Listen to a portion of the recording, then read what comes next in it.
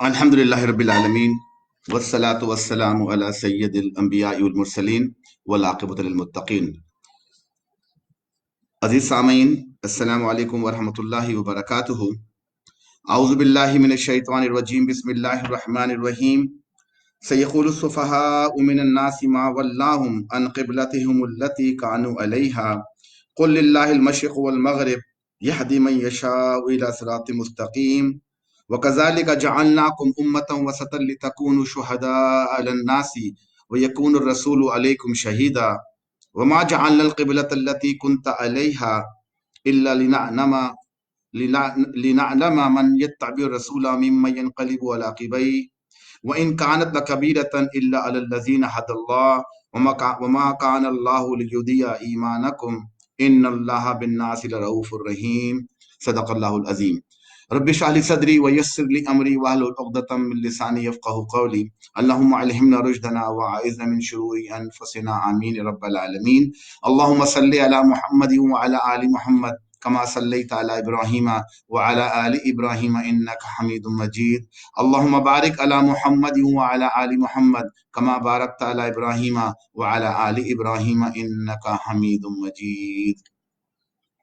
الحمدللہ آج ہم انشاءاللہ دوسرے سپارے کا خلاصہ سمجھنے کی کوشش کریں گے کہ جو ہم نے کل بات سمجھی تھی کہ اللہ تعالیٰ نے یہ خاص مہینہ جو انشاءاللہ کل سے ہم پہ سایہ فکن ہو رہا ہے، اللہ نے اس قرآن کو اس مہینے کے ساتھ جوڑا ہے، تو اللہ نے اس کی کیا فضیلتیں رکھی ہیں، اور جو کتاب ہم پر نازل کی ہے جس کا واحد مقصد صرف اور صرف ہدایت ہے، تو انشاءاللہ ہم سمجھنے کی کوشش کر رہے ہیں اپنے اس پروگرام سیریز کے ذریعے کہ اس قرآن میں جو سراسر ہدایت ہے، اللہ نے ہمارے لیے کیا کیا چیزیں ہدایت کے لیے رکھی ہیں۔ تو انشاءاللہ آج ہم دوسرا سپارہ شروع کریں گے۔ اس کے اندر جو شروع کی میں نے آپ کے سامنے آیت تلاوت کی تھی، جو اس کا ترجمہ سن لیں انشاءاللہ، پھر اپنے موضوعات پہ رہیں گے۔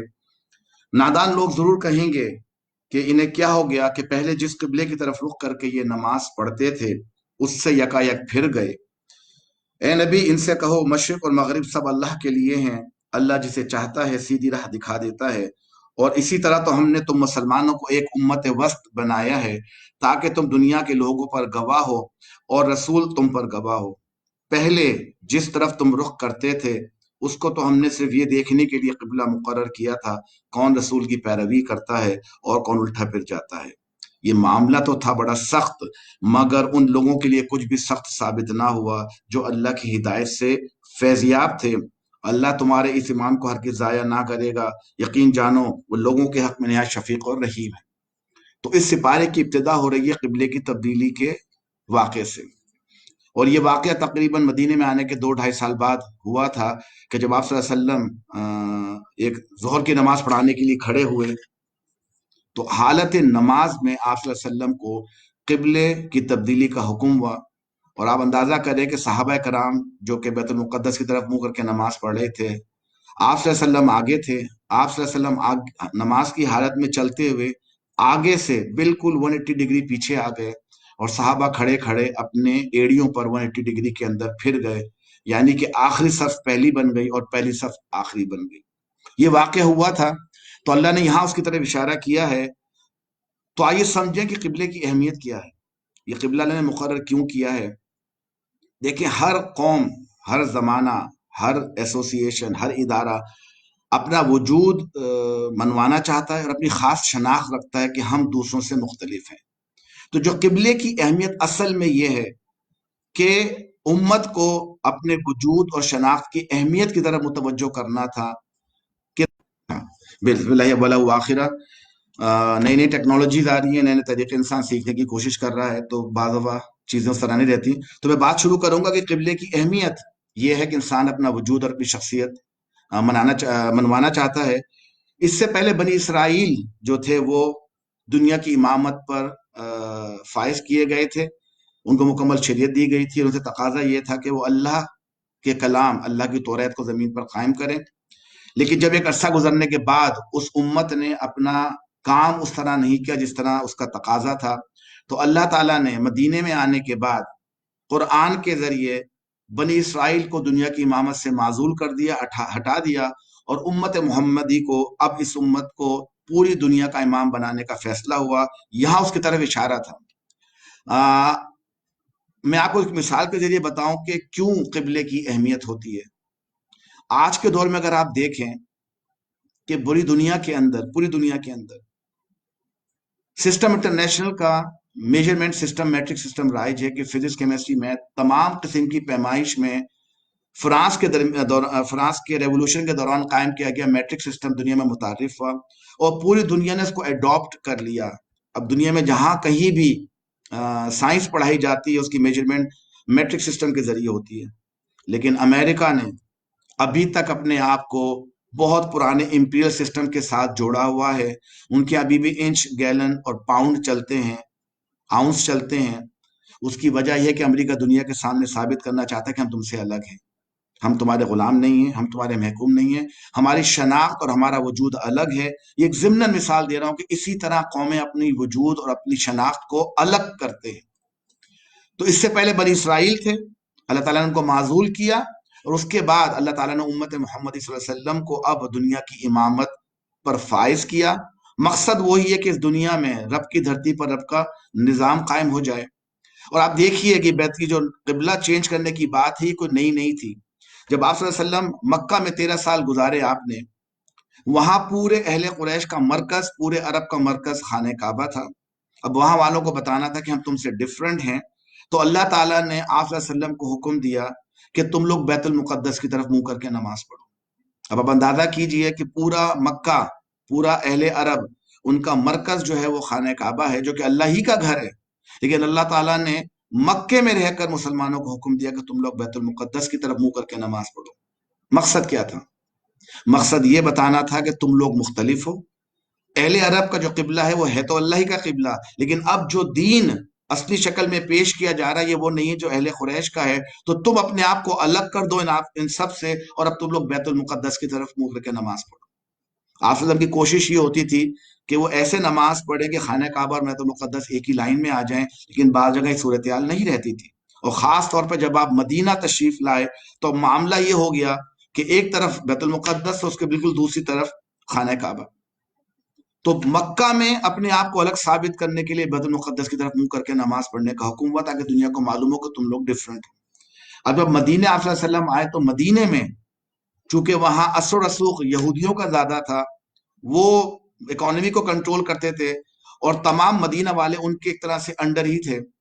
اب وہاں کے بیت المقدس کے نماز کر کے منہ کر کے نماز پڑھیں گے تو یہودیوں کو یہ زوم پیدا ہو گیا، دیکھو ہیں تو نئے نبی لیکن فالو ہمارا ہی قبلہ کر رہے ہیں تو نئے نبی لیکن وہ اب ان سے مختلف ہونے کے لیے اللہ نے تقریباً 2.5 سال بعد یہ حکم نازل فرمایا کہ اب آپ منہ اس طرف کر لیں جو خانہ کعبہ ہے۔ اس میں ایک ضمن بات سمجھتے چلیں کہ دیکھیں اس آیت کے اندر اللہ تعالیٰ نے اپنے نبی سے اپنی محبت کا بڑا بھرپور اور بڑے پیارے طریقے سے اس کا اظہار کیا ہے، اور عام مسلمانوں کو نبی کی اہمیت بھی سمجھائی۔ قرآن کے الفاظ جو ہیں وہ دیکھیے ذرا کہ کس پیار سے اللہ مخاطب کر رہا ہے اپنے نبی کو۔ قد نرا، بے شک اے نبی، تقلب وجہک فی السماء، ہم آپ کا چہرہ بار بار آسمان کی طرف اٹھنا دیکھ رہے ہیں۔ یعنی نبی صلی اللہ علیہ وسلم کی خود خواہش تھی، آپ کی خود خواہش تھی کہ خانہ کعبہ جو اللہ کا گھر زمین پر ہے وہی قبلہ بن جائے، لیکن آپ منہ سے کچھ نہیں کہتے تھے کیونکہ آپ کو اللہ کی مشیت کا اندازہ تھا کہ اللہ جو فیصلے کرتا ہے اپنی حکمت اور مشیت سے کرتا ہے، لیکن آپ کی تمنا یہ تھی، اور آپ اسی طرح بار بار آسمان کی طرف منہ دیکھتے کہ شاید اب کوئی وہی اترے، شاید اب کوئی اللہ کا نیا پیغام آ جائے۔ تو اللہ نے اس کیفیت کو بڑے پیارے انداز میں بتایا کہ قد نرى تقلب وجهك في السماء، اے نبی ہم تمہارے منہ کا بار بار آسمان اٹھنا دیکھ رہے ہیں، کیا چاہتے ہو؟ خانہ کعبہ چاہتے ہو؟ تو اللہ فرماتا ہے فَلَنُوَلِّيَنَّكَ قِبْلَةً تَرْضَاهَا، حالانکہ اللہ کہہ سکتا تھا کہ ہم نے خانہ کعبہ کو قبلہ دوبارہ مقرر کر دیا، لیکن دیکھیں ان آیتوں کے اندر پیار اور ہمارے لیے نبی کا احترام سمجھے کہ اللہ فرما رہا ہے کہ ہم تمہیں اس قبلے کی طرف پھیر دیتے ہیں جسے تم پسند کرتے ہو۔ اندازہ کریں اللہ کا اتنا چہیتا نبی کہ اس کی پسند ناپسند پر قبلے تبدیل ہو رہے ہیں۔ یہ اللہ کی محبت کا نبی کے لیے اظہار ہے، اور ہمارے لیے کہ دیکھو تمہارے نبی کا مقام کیا ہے، تو اس نبی کی اہمیت کو سمجھو۔ تو اللہ تعالیٰ نے یہاں اس کا ذکر فرمایا۔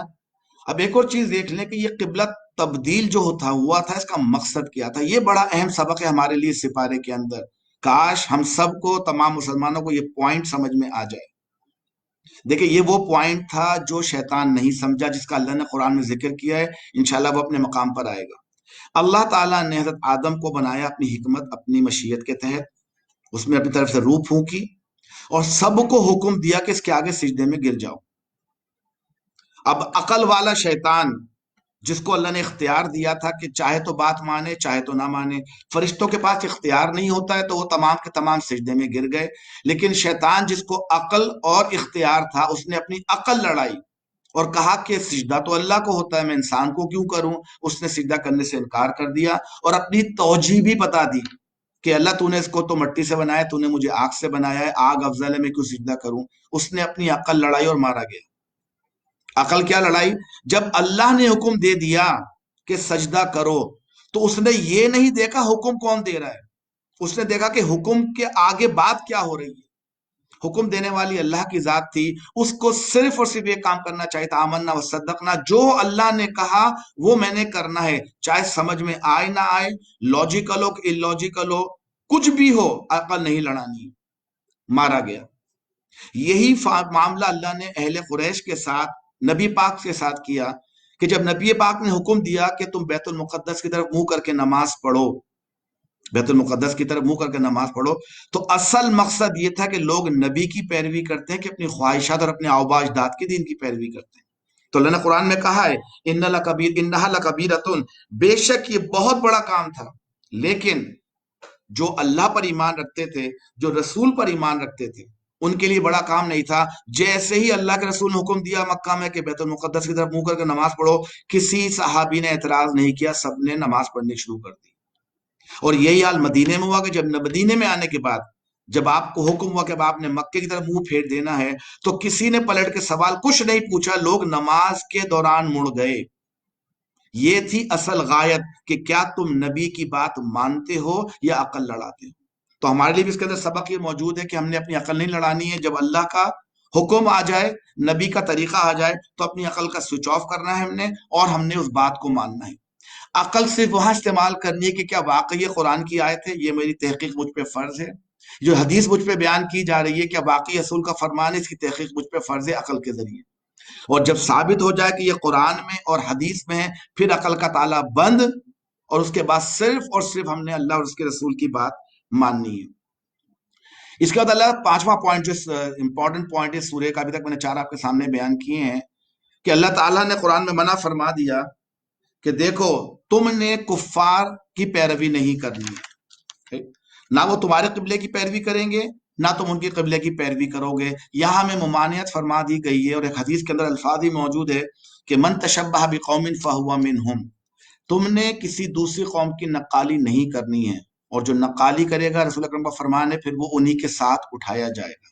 اب دیکھیں نقالی کرنے میں جب لوگ سنتے ہیں نا، کوئی نئی بات سنتے ہیں، تو بجائے اس کو سمجھنے کے وہ پھر جو ہے آگے پیچھے وہی شیطان والی بات ہے جو انسان شیطانی دل میں ڈالتا ہے، کہ پھر وہ مین میخ نکالتے ہیں. جی آپ نے کہا کہ کفار کی نقالی نہ کرو، تو ہم تو گاڑی کفار کی چلا رہے ہیں.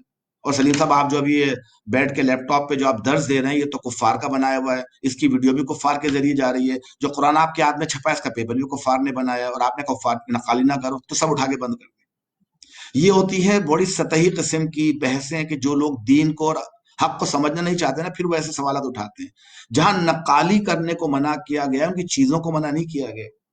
آپ سب کے زمانے میں بھی آپ ہتھیار وغیرہ یہودیوں سے خریدتے تھے، مارکیٹ ان کے ہاتھ میں تھی. یہاں جس چیز کو منع کیا جا رہا ہے وہ طرز زندگی ہے. اپنے زندگی کے شب و روز کے جو ہمارے معمولات ہیں، اس میں ہم نے کسی کی پیروی نہیں کرنی ہے. خوشیاں منانے میں، غم منانے میں، شادی میں، پیدائش میں، تعلیم کے معاملے میں، آپس کے تعلقات کے اندر، سیاست کے اندر، معیشت کے اندر، جو ہماری زندگی کے 6 گوشے جو ہم اکثر بیان کرتے رہتے ہیں کہ جو ہماری ایمانیات ہیں، ہماری عبادات ہیں، ہمارے عقائد ہیں، رسومات ہیں، ہماری معاشرتی زندگی، ہماری معیشی زندگی اور سیاسی زندگی، اس میں ہم کسی کا اتباع نہیں کریں گے. ہاں اچھی بات کوئی ہے، دین سے نہیں ٹکراتی ہے، اس کو ہم لے سکتے ہیں. یہاں جو کہا جا رہا ہے کہ طرز زندگی میں تم کفار کی پیروی نہ کرو. اس کے بعد اللہ تعالیٰ نے سورت کے اندر یہ بھی بتایا ہمیں کہ ڈر اصل میں جو ہمیں دوسروں کی نقالی کرنے پر کوئی چیز مجبور کرتی ہے، بعض دفعہ اس میں ہمارا اندر کا خوف ہوتا ہے، بعض دفعہ پولیٹیکل پریشر ہوتا ہے، بعض دفعہ معاشرتی سوشل پریشر ہوتا ہے کہ اگر میں نے یہ کام نہیں کیا تو شاید معاشرے والے مجھ پہ انگلیاں اٹھائیں، مجھے نام دیں، مجھے بیکورڈ کہیں، مجھے جاہل کہیں، مجھے ملا کہہ دیں، مختلف قسم کے نام جو ہماری یہاں ہماری خاتم معاذ اللہ خواتین کو جو نقاب اوڑھتی ہیں ان کے لیے ایک زمانے میں اللہ معاف کرے جس نے بھی یہ ٹرم ایجاد کی تھی وہ ننجا، کہ نہیں کہ جی وہ نقاب اوڑھا ہوا ہے انہوں نے تو ننجا ہیں یہ اسلام کی.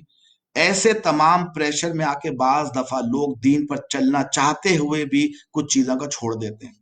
تو اللہ نے بڑے پیار سے سمجھایا فلا تخشوہم وخشونی، تو اے لوگو تم لوگوں سے نہ ڈرو، مجھ سے ڈرو، ولیتم نعمتی علیکم لعلکم تہتدون، تاکہ میں تم پر اپنی نعمت تمام کر دوں اور اس توقع پر کہ تم میرے حکم پر چلو گے تم فلاح کا راستہ پا سکو. تو یہ تھے قبلے کے حوالے سے جو باتیں تھیں اس صورت کے اندر. اس کے بعد اللہ تعالیٰ نے 7ویں آیت میں اپنے نبی کو بھیجنے کا مقصد بھی بیان فرما دیا. ہمارے یہاں کچھ لوگوں کا خیال یہ کہ نبی پاک کا صرف آنے کا مقصد یہ تھا کہ جو ان پر ایمان لے کر آ جائیں ان کو جنت ملے گی. ہم نے ایسے بڑے جملے سنے کہ جناب ہم تو آپ ڈریں اللہ کے اور اللہ کے رسول سے، میرا نبی تو 70 ماؤں جتنی محبت کرتا ہے، انشاءاللہ میں جتنے بھی گناہ کر لوں مجھے بخشوا کے میری شفاعت کرے گا اور مجھے جنت میں لے جائے گا. یہ کچھ لوگوں کے ذہن میں خیال بیٹھ گیا ہے کہ نبی کے آنے کا مقصد صرف ان کی محبت کے زبانی دعوے کرنے ہیں اور اس امید پہ زندگی گزار دینی ہے گناہ کرتے ہوئے کہ قیامت کے دن مجھے بخشوا دیں گے. تو آئیے قرآن میں سنتے کہ اللہ تعالیٰ نے نبی کے بھیجنے کا مقصد کیا فرمایا ہے. اللہ فرماتا ہے کما ارسلنا فیکم رسولم، اور دیکھو ہم نے تمہارے درمیان خود تمہارے میں سے ایک نبی بھیجا ہے.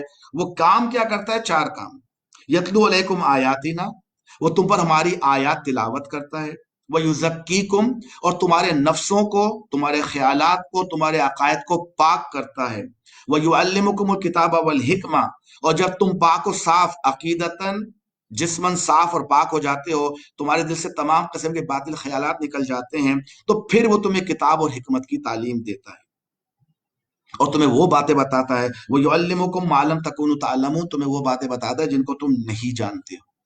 تو رسول کے آنے کا مقصد، اس کو اللہ نے قرآن میں اور جگہ بھی بیان کیا، انشاءاللہ جب وہ بھی آئیں گی باتیں تو ہم وہاں بیان کریں گے، کہ اللہ کی آیات کی تلاوت کرنا، اس کے ذریعے تبلیغ کرنا، اس کی روشنی میں انسان کے عقائد اور انسان کی جسمانی زندگی کو صاف کرنا، انہیں کتاب اور حکمت کی تعلیم دینا، یہ اللہ نے رسول کے بھیجنے کا مقصد بیان فرمایا ہے.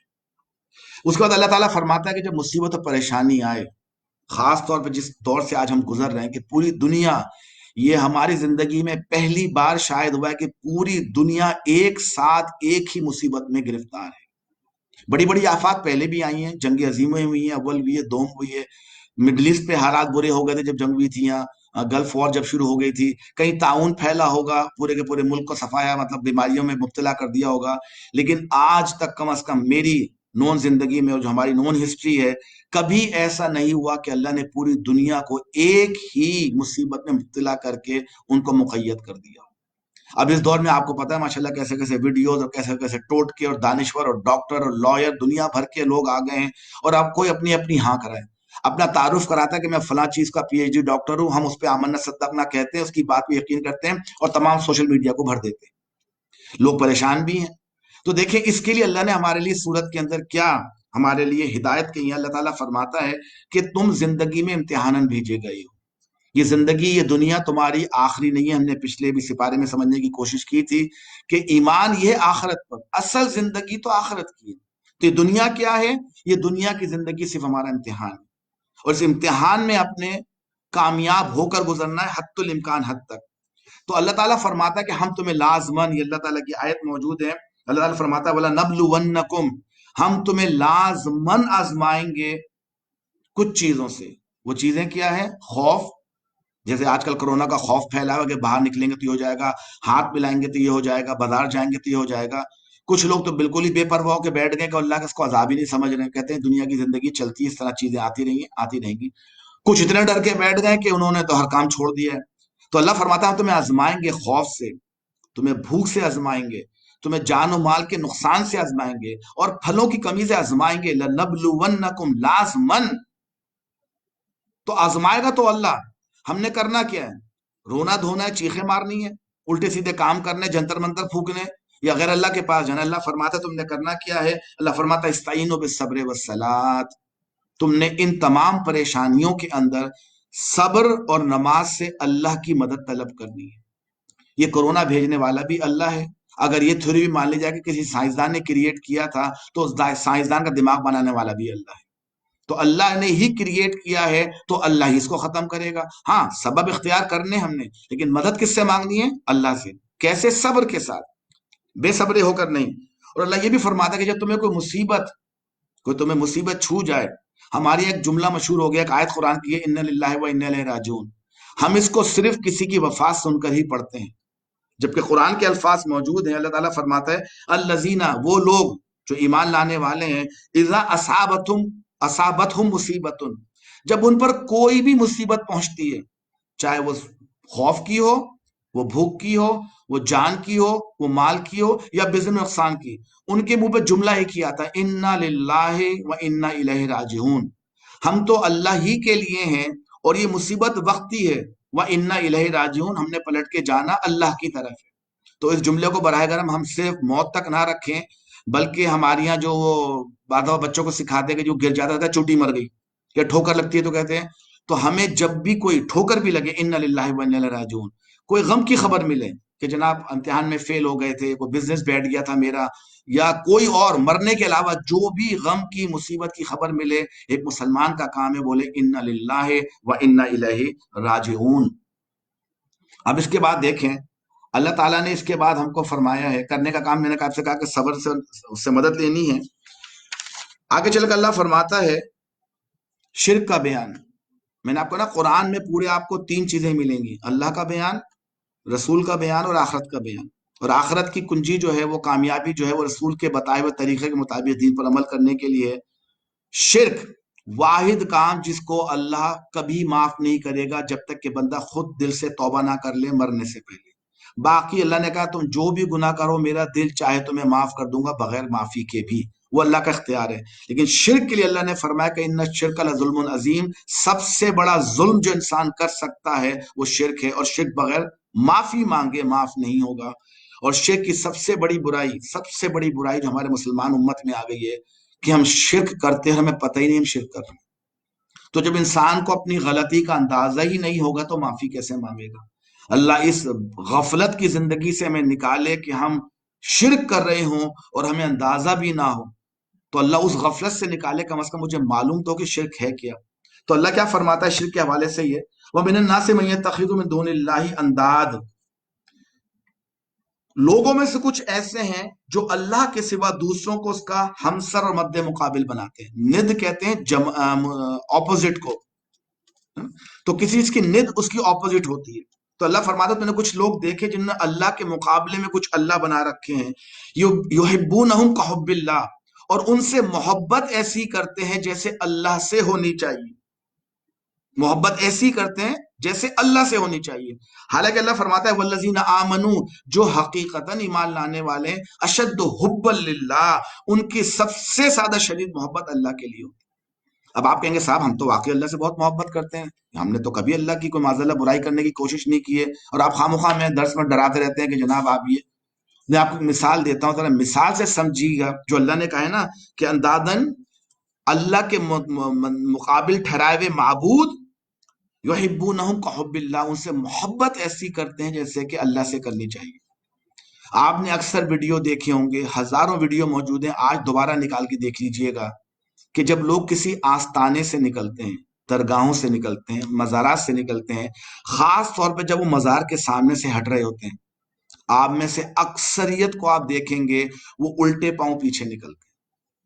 ان کے نزدیک صاحب مزار کی قبر کو پیٹھ دکھانا اس صاحب مزار کی بے عزتی ہے، وہ الٹا نکلتے ہیں۔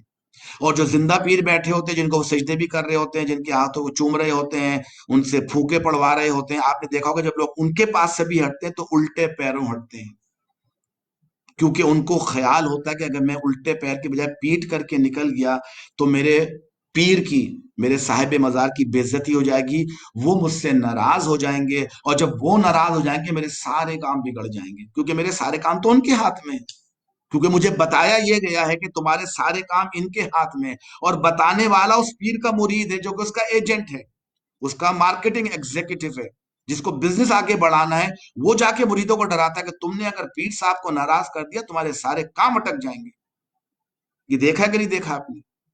اب ذرا ایک ویڈیو نکال کے دیکھیے گا انہی صاحب کی اگر مل جائے، ورنہ لوگوں کی، خاص طور پہ پاک و ہند کے مسلمانوں کی دیکھیے گا، جب وہ خانہ کعبہ سے نکلتے ہیں تو الٹے پاؤں نکلتے ہیں کہ پیٹ پھیر کے نکلتے ہیں۔ اندازہ کیجئے کہ اللہ کا گھر اس قابل نہیں ہے کہ اس کے سامنے سے الٹے پیر نکلا جائے۔ حالانکہ اسلام میں ایسی کوئی چیز نہیں ہے، ایسی قطعاً کوئی چیز نہیں ہے، پیٹ دکھانے سے کسی کی بے عزتی نہیں ہو جاتی ہے کسی کی۔ شاید اللہ کی حکمت ہے، شاید اللہ کی حکمت ہے، مسجد نبوی کے اندر امام اور امام کے پیچھے کی 5-6 صفیں جو بنتی ہیں وہ رسول سے آگے کی ہیں، اللہ کی حکمت ہوگی۔ اور دنیا بھر کے مسلمان وہاں 5 وقت کی نماز پڑھتے ہیں، اور اس وقت اگلی صفوں کے لوگوں کی پیٹھ مزار رسول کی طرف ہوتی ہے۔ معذلت سے میرے نبی کا نہ رتبہ کم ہوتا ہے نہ ان کی اہمیت کم ہوتی ہے۔ جس نبی کو پیٹھ دکھا رہے ہیں نماز میں، وہ پیٹھ دکھانے کا مطلب بے عزتی نہیں ہے۔ نماز کا وقت آپ پیچھے بھی ہو سکتے ہیں، آپ آگے بھی ہو سکتے ہیں، لیکن ہمارے یہ جو کم عقل لوگ ہیں یہ پیچھے نکلتے، تو اندازہ کیجئے کہ کس سے زیادہ محبت ہو رہی ہے، اللہ سے ہو رہی ہے کہ اللہ کے بندے سے ہو رہی ہے۔ اس کا اللہ نے یہاں بیان کیا ہے۔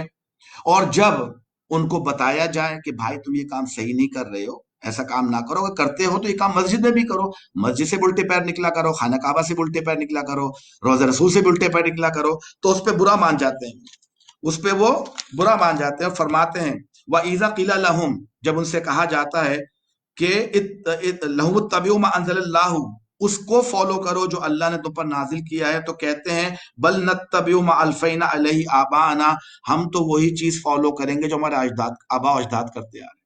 یعنی ان کے نزدیک قرآن دلیل نہیں ہے، قرآن فیصلہ نہیں ہے، فیصلہ کن بات ہے کہ میرے باپ دادا کرتے آ رہے ہیں، اگر میں نے بدل لیا اس بات کو تو اس کا مطلب ہے کہ میں نے، میرے باپ دادا جو تھے وہ غلط چل رہی تھی۔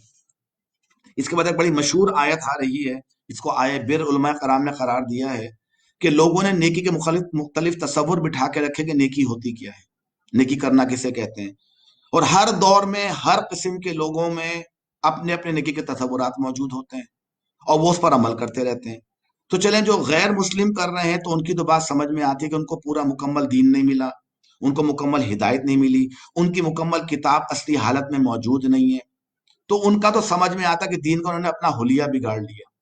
یہ ہم لوگوں نے جو تصورات باندھ رکھے، ہم تو وہ ہیں جن کے پاس اللہ کا آخری کلام ہے، اصلی شکل میں، اصلی زبان میں۔ ہمارے پاس اللہ کے رسول کی پیدائش سے لے کے آپ کی وفات تک کی پوری زندگی صحیح احادیث میں موجود ہے۔ ہمارے پاس اس رسول کے فالوورز لاکھوں کی تعداد میں، ان کی پوری زندگی ریٹن محفوظ ہے۔ اس کے علاوہ حدیث لکھنے والوں میں سے 5 لاکھ لوگوں کی زندگی کہ جنہوں نے حدیث لکھنے میں کوئی بھی کام کیا ہے، 5 لاکھ، اسے اسلام کی زبان میں علم الرجال کہتے ہیں، لوگوں کا، مردوں کا علم، کہ جس کا نام بھی حدیث کی کتاب میں آ گیا راوی کا، اس کی بایوگرافی تک محفوظ کر دی گئی۔ تو اتنے محفوظ دین پر عمل کرنے والے اگر اپنے خود ساختہ نیکی کے تصورات لے آئیں تو کتنے افسوس کا مقام ہے۔ تو اللہ تعالیٰ نے یہاں فرماتا ہے لیس البر ان تولوا وجوہکم قبل المشرق والمغرب، نیکی یہ نہیں کہ تم نے اپنے منہ مشرق کی طرف کر لی کہ مغرب کی طرف، اور اصل میں یہ جڑی ہوئی ہے آیات تحویل قبلہ سے۔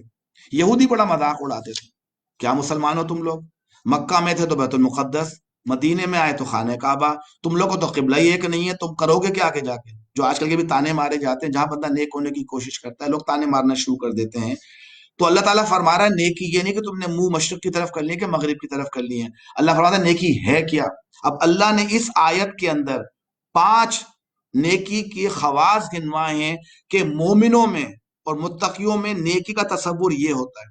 اس میں پہلا اللہ نے فرمایا کہ من آمن باللہ والیوم الآخر والملائکۃ والکتاب والنبیین، جو اللہ پر، یوم آخرت پر، فرشتوں پر، کتابوں پر اور تمام انبیاء پر ایمان رکھتے ہیں، وآت المال، اور اپنا مال خرچ کرتے ہیں، علی حبہ، دل پسند، اس مال کو خرچ کرتے ہیں جس کو وہ پسند کرتے ہیں، دل سے اتروا مال نہیں، بچاوا کھانا نہیں، 2 سال پرانے کپڑے نہیں، یا برانڈڈ کپڑے نہ ہو، تحفے میں ان برانڈڈ کپڑے آ گئے تو وہ آگے بڑھا دیے، اور برانڈڈ آئے تو خود لے کے رکھ لیے، نہیں، اللہ فرماتا ہے علی حبہ، اس مال کی محبت کے باوجود خرچ کرتے ہیں کس پر؟ سب سے پہلے رشتہ داروں کے اوپر، اور رشتہ داروں میں یہ نہیں دیکھا جائے گا اس سے میری دوستی ہے، یہ میری بنتی ہے، یا میرا خیال، تمام رشتہ دار کے اوپر، یتامہ کے اوپر، جو ابھی بالغ نہ ہوئے ہوں، مسکین کے اوپر. مسکین کا لفظ ہم بعض دفعہ ان پر استعمال کر لیتے جو مانگنے والے ہیں. قرآن اس کے خلاف ہے. یہ مسکین کا مطلب مانگنے والے نہیں ہے. یہ وہ لوگ ہیں جو اپنی حد الامکان کوشش کر رہے ہیں کمانے کی، اپنا خرچہ چلانے کی، اس کے باوجود ان کے بوتھ اینڈز میٹ نہیں کر پاتے ہیں. ان کی زندگی بڑی تنگ گزرتی ہے لیکن مانگتے نہیں ہیں.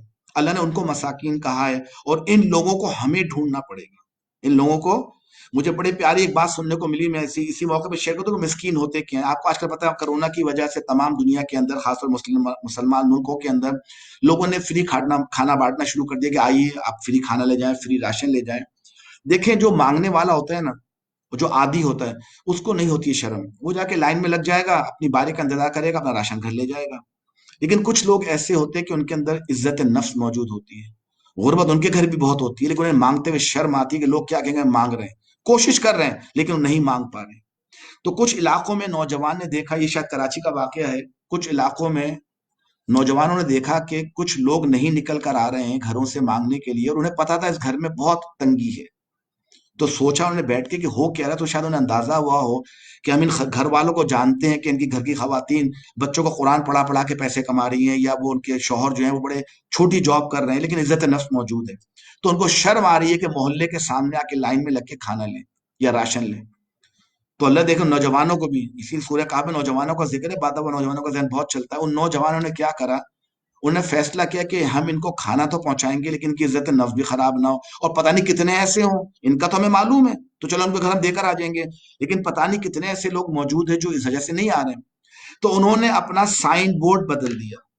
انہوں نے کہا جناب کل سے ہمارے یہاں تمام قسم کی سبزیاں 15 روپے کلو، تمام قسم کا اناج 15 روپے کلو، اور مسالے مفت ملیں گے. تو جو آئے ہم سے خرید کے لے جائے. اب چونکہ بورڈ لگا تو سب سے پہلا فائدہ تو یہ ہوا جو تو مفتے تھے وہ بھاگ لیے. عالم یہ کہ جیب میں 15 روپے ہے لیکن عادت تو مفت کھانے کی پڑی تھی نا، تو وہ تو بھاگ لیے، وہ سارے فارغ ہو گئے. اب لائن میں وہ لوگ آ کے لگے جو پیسے لے کر آئے تھے. ان میں وہ خواتین، وہ مرد بھی شامل تھے جن کی عزت نفس تھی، لیکن اب چونکہ وہ خرید رہے تھے، بھلے سستا سے خرید رہے تھے نا، ان کی عزت نفس کو نقصان نہیں پہنچا. وہ لائن میں لگے، اپنا سامان خریدا، پیسے ادا کیے اور گھر آ گئے. اور گھر آ کے دیکھا تو یہ جو بچے تھے یہ تو یوسف علیہ السلام کا قصہ پڑھ کے بیٹھے ہوئے تھے.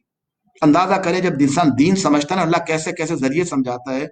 یوسف علیہ السلام کا اگر آپ کو واقعہ یاد، انشاءاللہ بعد میں بھی آئے گا، جب انہوں نے اپنے بھائیوں کو ان کا راشن دیا تھا، جب وہ واپس پہنچے گھر جا کے راشن کھولا تو سارا راشن بھی موجود تھا، اور سارا وہ مال جو لے کے گئے تھے راشن خریدنے کے لیے، وہ سارے پیسے بھی موجود تھے. تو ان خواتین نے آ کے دیکھا کہ جب انہوں نے اپنا راشن کھولا تو سارا سامان بھی موجود تھا اور سارے پیسے بھی موجود تھے. خدمت بھی ہو گئی، حق بھی تقسیم ہو گیا، کسی کی عزت نفس بھی متاثر نہیں ہوئی. یہ ہے مسکین. اللہ ان کے لیے کہہ رہا ہے اپنا مال ان کے اوپر خرچ کرو، مسافروں پر خرچ کرو جو پھنس جائیں کسی وجہ سے. جیسے آج کل کرونا کی وجہ سے کافی لوگ اپنے اپنے علاقوں میں پھنس گئے ہیں، وہ جا نہیں پا رہے ہیں. اب ان کے پاس پیسہ ختم ہو گیا، اور چاہے کتنے ہی وہ مالدار ہوں اپنے اپنے ملکوں میں، اپنے اپنے علاقوں میں، لیکن اس وقت ان کی مدد کرنا فرض ہے. اور مانگنے والوں پر اور غلاموں کی رہائی پر خرچ کرو. یعنی کہ جو کسی وجہ سے پھنس گئے، اب تو غلامی کا دور نہیں رہا ہے، اب تو لوگ قرضے میں پھنس جاتے ہیں، یا کچھ لوگ جیل میں چھوٹی موٹی جرم میں پھنس جاتے ہیں، اور اگر وہ پیسے دیں گے بیل کے تو چھٹ سکتے ہیں. تو ان موقعوں پر ان لوگوں کے لیے، جیل سے بے گناہ قیدیوں کو رہائی دلانے کے لیے، قرضہ داروں کو قرض سے چنگل سے آزاد کرنے کے لیے، اگر کوئی خاندان کے لوگ، کوئی محلے کے لوگ کسی سودن مہاجن کے پیچھے پھنس گئے کہ سود پہ قرضہ لے لیا ہے، وہ ادا نہیں ہو رہا ہے، اللہ کہتا ہے ان کے اوپر خرچ کرو. تو یہ لوگ جو نیک ہیں وہ یہ کام کرتے ہیں. دوسرا کام تھا یہ کہ ایمان لانے کے بعد اپنا دل پسند مال خرچ کرتے ہیں. تیسری چیز، نماز اور زکوٰۃ کا نظام قائم کرتے ہیں. نماز اور زکوٰۃ ادا نہیں کرتے ہیں. اللہ فرماتا ہے کہ وہ اقام الصلاۃ و آت الزکوٰۃ، نماز کا سسٹم قائم کرتے ہیں، زکوٰۃ کا سسٹم قائم کرتے ہیں. چوتھی چیز، عہد یا وعدے کو پورا کرتے ہیں. اب یہ سوچنے والے مقام ہے کہ ہم کتنا پورا کرتے ہیں. اور پانچویں اور آخری چیز، صبر کرتے ہیں تنگی میں، مصیبت میں، اور دشمن دین سے جنگ کے وقت، کہ جب ان پہ کوئی مشکلات پڑتی ہیں تو نیک لوگوں کا کام یہ ہے کہ اس موقع پر بھی ثابت قدم رہتے ہیں، صبر کرتے ہیں.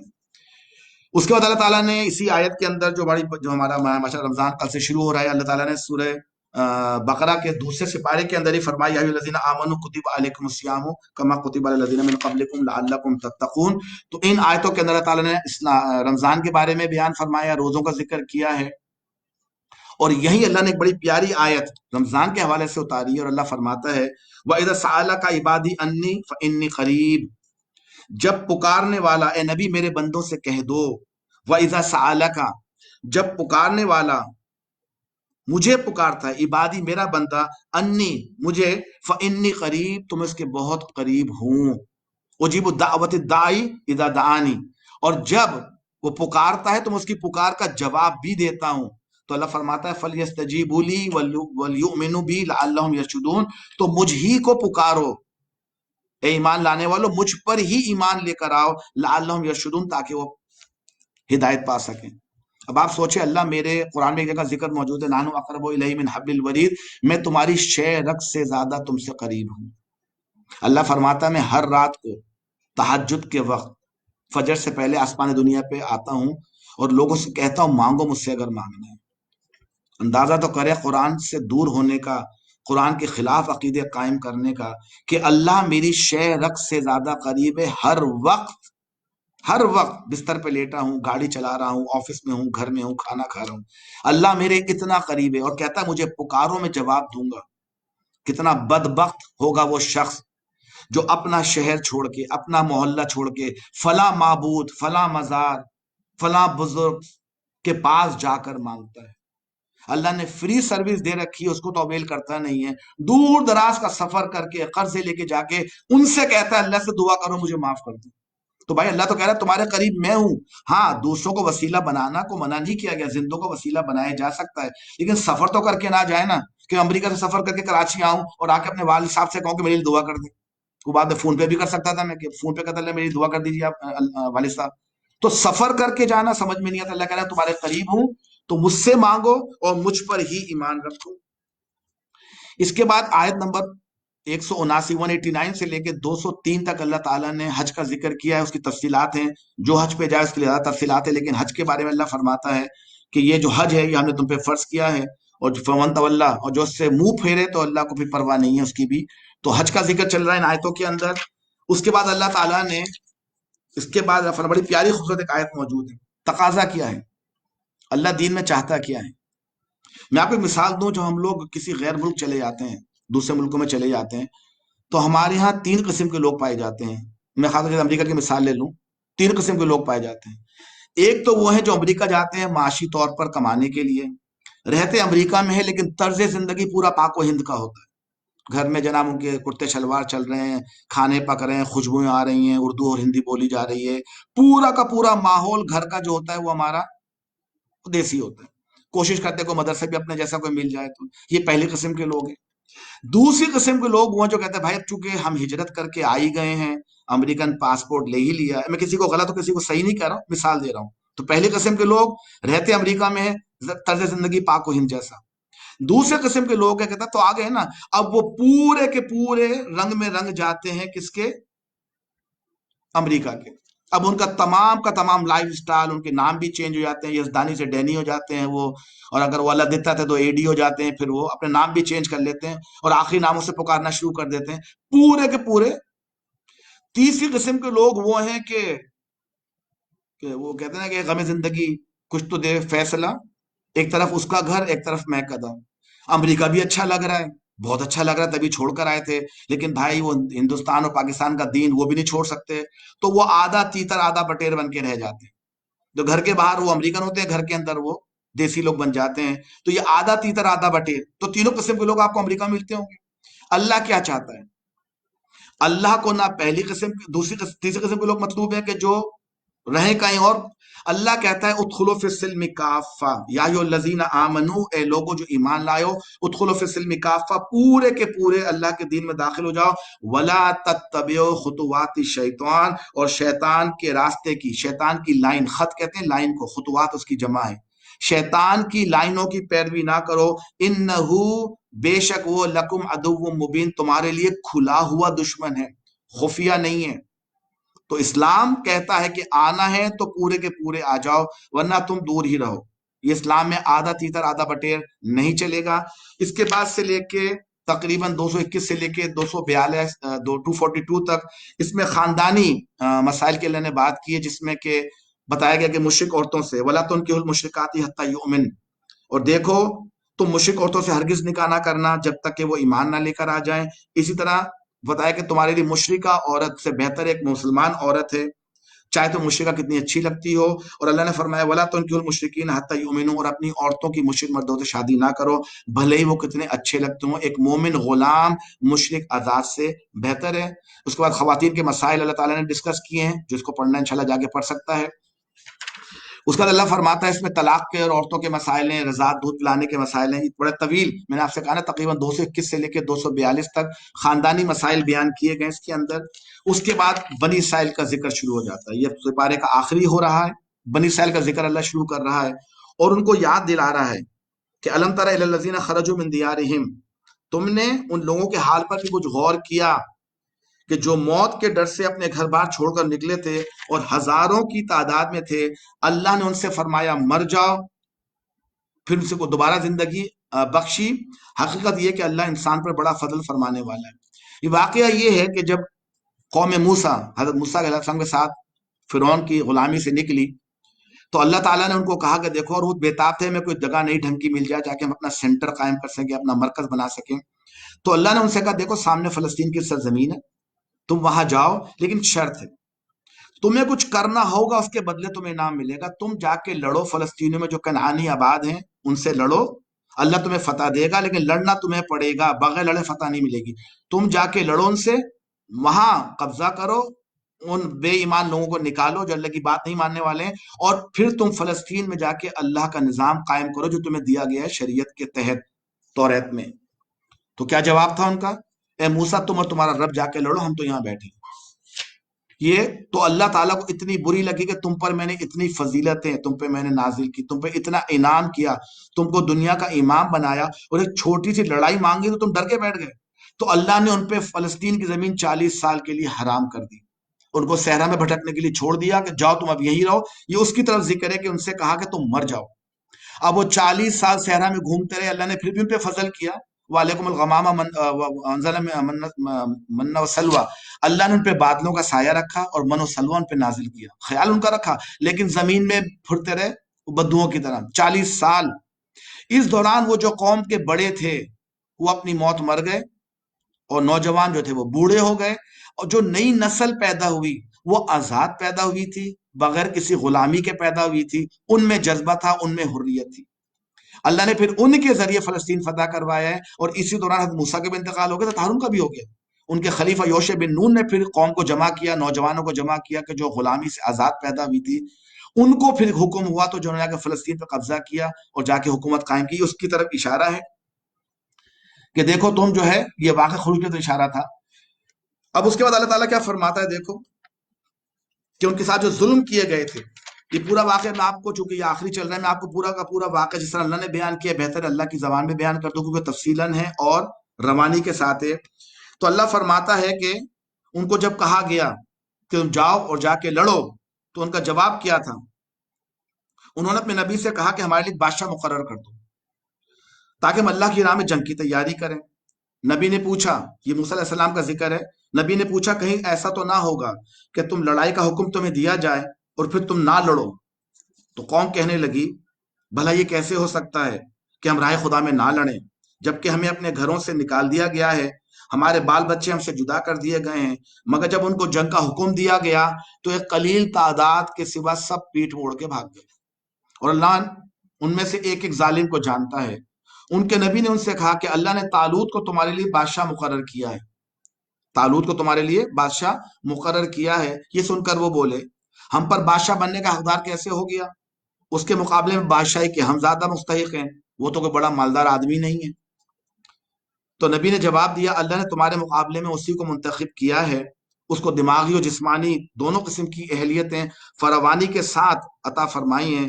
اللہ کو اختیار ہے اپنا ملک جسے چاہے دے، اللہ بڑی وسعت رکھتا ہے، سب کچھ اس کے علم میں ہے۔ اس کے ساتھ ان کو یہ بھی بتایا گیا خدا کی طرف سے اس کے بادشاہ مقرر ہونے کی نشانی یہ ہے کہ تمہیں وہ صندوق واپس مل جائے گا جس میں تمہارے رب کی طرف سے تمہارے سکون قلب کا سامان ہے۔ یہ موسیٰ علیہ السلام کے بعد کا واقعہ ہے کہ جب آپ کا انتقال ہو گیا تو آپ کی عصا، کچھ منو سلوا، کچھ تورات کی جو تختیاں تھیں وہ ایک صندوق میں رکھ دی گئی تھیں، اور جس کو کہ اللہ نے اپنی حکمت سے غائب کر دیا تھا، اور یہودی اس کے انتظار میں تھے۔ تو اللہ فرما رہا ہے کہ تمہارے بادشاہ جو تمہارے لیے مقرر کیا گیا ہے طالوت کو، اس کے صحیح بادشاہ بننے کی نشانی ہے کہ اس کے دور حکومت میں تمہیں وہ تابوت سکینہ کا نام رکھا تھا کہ سکینت والا تابوت، ٹرینکولیٹی باکس، وہ تمہیں واپس مل جائے گا، کیونکہ اس کو فرشتے سنبھالے ہوئے ہیں۔ اگر تم مومن ہو تو تمہاری لیے بہت بڑی نشانی ہے۔ جب طالوت لشکر لے کر چلا تو اس نے کہا ایک دریا پر اللہ کی طرف سے تمہاری آزمائش ہونے والی ہے۔ آزمائش تو مومن کے لیے قدم قدم پر ہے، جنت اتنی سستی نہیں ہے کہ کلمہ پڑھا اور مل جائے گی۔ تو ایک دریا پر اللہ کی طرف سے تمہاری آزمائش ہونے والی ہے، جو اس کا پانی پیے گا وہ میرا ساتھی نہیں، میرا ساتھی صرف وہ ہے کہ جو صرف 1 یا 2 گھونٹ پانی پی لے، پیٹ بھر کے پانی پینے کا حکم نہیں ہوگا، مگر ایک گروہ قلیل کے علاوہ، ایک چھوٹے گروہ کے علاوہ سب نے دریا سے دل بھر کے پانی پیا۔ پھر جب طالوت اس کے ساتھی مسلمان دریا پار کر کے آگے بڑھے تو انہوں نے طالوت سے کہہ دیا کہ آج ہم میں جالوت اور اس کے لشکروں کا مقابلہ کرنے کی ہمت نہیں ہے۔ لیکن جو لوگ سمجھتے تھے کہ اللہ ایک دن اللہ سے ملنا ہے، انہوں نے کہا کہ اللہ نے بارہا ایسا کیا ہے کہ چھوٹا گروہ بڑے گروہ سے لڑا، چھوٹا گروہ حق پر تھا تو اللہ تعالیٰ نے چھوٹے گروہ کو بڑے گروہ پر سبقت دے دی، ان کو فتح نصیب فرمائی۔ پھر وہ جب وہ سامنے آئے، وہ جالوت کے لشکروں کے مقابلے میں نکلے، تو طالوت نے دعا کی، اے اپنے رب افرغ علینا صبرا وثبت اقدامنا وانصرنا علی القوم الکافرین، اے اللہ صبر ہم پر انڈیل دے، ہمارے قدم جما دے اور اس کافر گروہ پر ہمیں فتح نصیب فرما۔ آخر کار اللہ نے فہزمہم باذن اللہ وقتل داؤد جالوت، وہ داؤد علیہ السلام نے جالوت کو قتل کر دیا، وآتاہ الملک والحکمت وعلمہ مما یشاء، اور ان کو ملک عطا فرمائی، اور داؤد علیہ السلام پھر جو ہے وہ نبی بن گئے۔ یہ تھے دوسرے سپارے کے چند اہم نکات۔ ماشاءاللہ کل سے رمضان شروع ہونے والا ہے۔ میں نے آپ کو پہلے بھی کہا تراویح کے بارے میں لوگ بڑے، ابھی تک مجھے کال آ رہی ہیں، حالانکہ تو مفتی بھی نہیں ہے۔ تراویح نفل نماز ہے، عشاء کے بعد پڑھیں، فجر سے پہلے پڑھ لیں، تہجد کے وقت پڑھ لیں۔ اس کے 3 نام ہے، تراویح کہہ لیں، قیام اللیل کہہ لیں، یا اس کو تہجد کہہ لیں۔ اول تو افضل یہی ہے کہ تہجد میں پڑھی جائے، لیکن اگر سونے کی سستی آ رہی ہے تو عشاء کے بعد بھی پڑھ سکتے ہیں۔ 8 رکعت نفل پڑھنی ہے، جتنا قرآن یاد ہے آرام سے پڑھنا ہے، جلدی نہیں پڑھنا ہے، 3 وتر پڑھنے ہیں۔ دعائیں کرنی ہے، یہ وقت اللہ کی طرف پلٹنے کا ہے، اللہ سے دعائیں کرنے کا ہے کہ اللہ اس مصیبت ہم پہ سے ٹال دے۔ یہ آسان کام نہیں ہے، اس میں اس گھڑی کے اندر ان بھائیوں بہنوں کا خاص طور پر دعا کریں کہ جن کی روزانہ کی آمدنی ہے، ان کی تو خاص طور پہ اللہ نے ان کو بڑے امتحان میں رکھا ہے، اللہ تعالیٰ ان کو اس امتحان میں کامیاب کرے، ان کو اس مشکلات سے نکالے، اللہ ہمیں اس مشکل وقت سے نکلنے کی توفیق عطا فرمائے۔ ہم یقیناً مسجدوں میں نہیں جا رہے ہیں، اس میں بھی حکمت ہے، لیکن اللہ ہمیں دوبارہ اپنی مسجدوں میں اپنے گھر جانے کی توفیق عطا فرمائے تاکہ رمضان کی برکات حاصل کر سکیں۔ اللہ تعالیٰ کہ پوری دنیا کو اس آفت سے محفوظ فرمائے، لوگوں کو اپنے دین کی طرف پلٹنے کی توفیق عطا فرمائے، دین کی صحیح تبلیغ کرنے کی توفیق عطا فرمائے۔ وآخر دعوانا الحمد للہ رب العالمین۔